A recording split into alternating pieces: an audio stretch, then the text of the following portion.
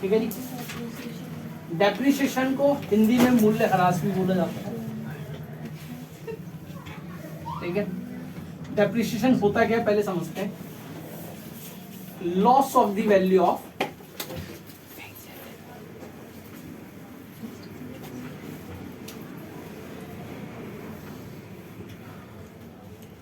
ठीक है, loss of the value of fix asset. Depreciation क्या होता है, जो आपकी फिक्स एसेट्स है ना, एक्सेप्ट लैंड, लैंड पे कोई डेप्रिसिएशन लगता है, बाकी सभी फिक्स एसेट्स पे डेप्रिसिएशन लगता है। आपकी जो एसेट्स होती है जैसे कार है, बिल्डिंग है, बाइक है, स्कूटी है, मोबाइल है, कंप्यूटर, इसकी वैल्यू हर साल क्या होती रहती है, कम होती रहती है। जो वैल्यू कम होती है ना उसी को क्या बोला जाता है, डेप्रिसिएशन। थोड़ा अच्छे से समझते हैं इसको। और डेप्रिसिएशन लगने के 3 रीजन है मेन। एक है नॉर्मल वियर एंड टियर, ठीक है। दूसरा है एक्सीडेंटल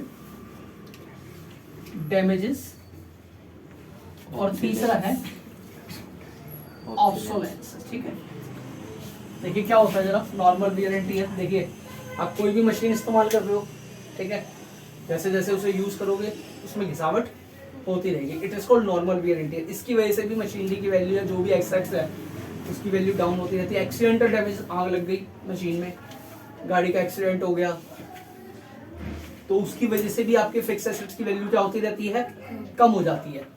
और तीसरी चीज होती है ऑब्सोलेंसेस। ऑब्सोलेंसेस का मतलब होता है जब नई टेक्नोलॉजी की कोई मशीनरी आती है ना, तो पुरानी टेक्नोलॉजी की जो मशीनरी होती है उसकी वैल्यू क्या हो जाती है, कम हो जाती है। जैसे सपोज करो पहले ब्लैक एंड व्हाइट टीवी बनता था, फिर कोई रंगीन टीवी की टेक्नोलॉजी आई, तो नेचुरल सी बात है ब्लैक एंड व्हाइट टीवी की टेक्नोलॉजी कम हो गई, मतलब उसकी मशीनरी कम हो गई, मार्केट में उसकी वैल्यू क्या हो गई, डाउन हो गई। पहले स्कूटर चलता था चेतक, एनडी गियर वाले, अब नॉन गियर वाले स्कूटर एक्टिवा वगैरह आते हैं, तो नेचुरल सी बात है उनका सामान ही नहीं मिलता। कई बार अगर आप उनको रिपेयर करवाने जाओगे सामान ही नहीं मिलता, क्योंकि सब लोग अपने आप को क्या करना चाहते हैं, अपडेट करना चाहते हैं। ठीक है ना। किसी ने बहुत अच्छी बात बोली थी, क्या, देखिए आपके पास सबके पास स्मार्टफोन है ना, तो एक मैसेज आता है किस चीज का, कि अपने सॉफ्टवेयर को या अपने ऐप को क्या कर दो, अपडेट कर दो। जैसे ही अपडेट करते हो क्या होता है, नए फीचर्स आ जाते हैं। तो एजुकेशन भी ऐसे ही है।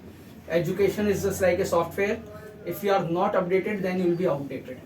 एजुकेशन में भी अपने आप को आपको बार बार अपडेट करना पड़ता है। मार्केट में नई नई चीजें कौन सी आ रही है, किस तरीके से हम इनको पढ़ें, किस तरीके से पैटर्न चेंज हो रहे हैं। देख रहे हो ना, सीबीएसई हर साल क्या कर रहा है, पैटर्न चेंज कर देता है। कभी ऐसे एग्जाम लूंगा, कभी ऐसे लूंगा, अब प्रोजेक्ट भी आ गए, अभी ये भी आ गया। अपने आप को अपडेट रखो। ठीक है, मोबाइल में सारे अपडेट रहते हो आप सबको पता है मोबाइल में क्या चल रहा है, लेकिन जो एजुकेशन है, जो आपका मार्केट में करंट अफेयर्स हैं, हर चीज के अंदर करंट अफेयर आ रहे हैं, उसमें भी अपने आप को क्या रखो, क्या रखो, बोलो, अपडेट रखो। ठीक है, समझ में आ गया। ऑब्सोलेंसेस, नॉर्मल वियर एंड टियर क्या होता है। अच्छा एक चीज समझिए, यहाँ पे हमने क्या बोला, loss of the value of fix asset. अच्छा जब डेप्रिसिएशन आपने पढ़ा, डेप्रिसिएशन चैप्टर पढ़ा और अभी पढ़ी रहे हो, एक तरीके से कुछ दिमाग में आता है कि सर ये आप कहते हो कि बुक में लिखा हुआ है 10% डेप्रिसिएशन है मशीनरी पे, किसी सर क्या कितना भी लगा ले हम डेप्रिसिएशन। देखिए कभी भी आप अपनी मर्जी से डेप्रिसिएशन नहीं लगाओगे।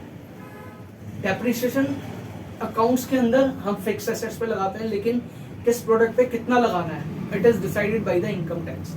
वो इनकम टैक्स एक्ट के अंदर आप देखोगे, वहां पे आपको शायद कैपिटल गेन करके चैप्टर है, उसके अंदर बता रखा है किस प्रोडक्ट पे आपको कितना कितना डेप्रिसिएशन लगाना है। आप अपनी मर्जी से डेप्रिसिएशन नहीं लगा सकते। देखिए अकाउंट्स कहता है डेप्रिसिएशन क्या है, लॉस है, और इनकम टैक्स कहता है एक तो एक तरीके का गेन भी हो सकता है आपको। देखो आपने क्या करा, कोई फिक्स एसेट खरीदी 1 लाख रुपए की, और उस पर सपोज करो अपनी मर्जी से 50% डेप्रिसिएशन लगा दिया, मतलब कितना लगा दिया, 50,000 का लगा दिया। अगर आपने 50,000 रुपए का डेप्रिसिएशन लगाया तो P&L की डेबिट साइड में आएगा, नेचुरल सी बात है, लॉस है। P&L की डेबिट साइड में आएगा तो नेचुरल सी बात है 50,000 रुपए से क्या, 50,000 रुपए से क्या कम हो जाएगा, प्रॉफिट कम हो जाएगा। 50,000 से प्रॉफिट कम होगा तो 50,000 रुपए कम से टैक्स भी तो कम होगा ना, जितने रुपए आप माइनस करोगे। तो अपनी मर्जी से नहीं लगाना, 10% लगेगा, 15% लगेगा, 20% लगेगा, क्वेश्चन में दे रखा है। और जब आप प्रैक्टिकल पढ़ोगे तो आपको वहां पे और पता चलेगा कि कितना कितना परसेंट लगाना, it is decided by the income tax. ठीक है, आपने 2 मेथड पढ़े थे, कौन कौन से, स्ट्रेट लाइन और return down. Straight line 1 lakh रुपए की मशीनरी खरीदी, हर साल 10%, 10,000 10,000 10,000 लगाते रहो। और रिटर्न डाउन में क्या पढ़ा था हमने, 1 लाख की खरीदी, 10,000 लगाया, फिर 90,000 पे 9,000 लगाया, 81,000 पे 8100 लगाया। ये आपका एग्जाम्पल सेट। 11th 12th में और बीकॉम में यही दो मेथड आते हैं, कौन कौन सा, स्ट्रेट लाइन और रिटर्न डाउन। फिर एक चेंज इन मेथड है विद रेट्रोस्पेक्टिव इफेक्ट, लेकिन वो भी आपके काम का नहीं है। तो फिलहाल आपको थोड़ा सा ओवरव्यू दे दिया किसका, डेप्रिसिएशन का। अब देखते हैं इसको किस तरीके से ट्रीट करा जाएगा फाइनल अकाउंट के अंदर, ठीक है। ट्रायल बैलेंस, ठीक है, डेबिट और क्रेडिट। और यहाँ पे आपको मशीनरी दे रखे कितने रुपए, 1 लाख रुपए, ठीक है। और यहाँ पे आपको एडजस्टमेंट दे रखी है क्या, डेप्रिसिएशन ऑन मशीनरी, डेप्रिसिएशन लगाया मशीनरी पे at the rate 10% per annum, पूरे साल मशीनरी पे कितना डेप्रिसिएशन लगा, 10%, ठीक है। अब इसके ना 2 अकाउंट बनेंगे, पहला कौन सा बना है, पहला कौन सा बना है, नहीं, पहले बनाओ एसेट्स अकाउंट, मतलब बैलेंस शीट, ठीक है ना। आपको पता होना चाहिए कि इसमें से माइनस करेंगे तभी तो आएगा। ये डेबिट हो गई और ये आपकी लाइबिलिटी।